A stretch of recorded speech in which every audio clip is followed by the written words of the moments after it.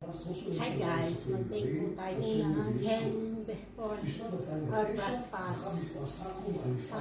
Something healthy naman po. Yan, nag-take tayo ng isang apple, saka carrots, and then fruit, malalaki. 2 packs. 2 packs ng water. 2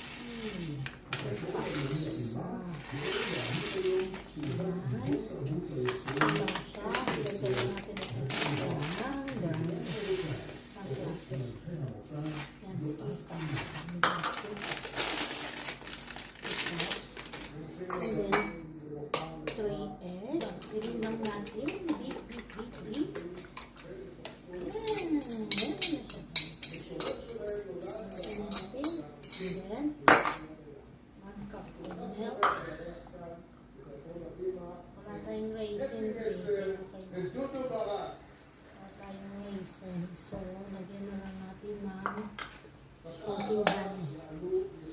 Then, baking powder, 1 teaspoon. And,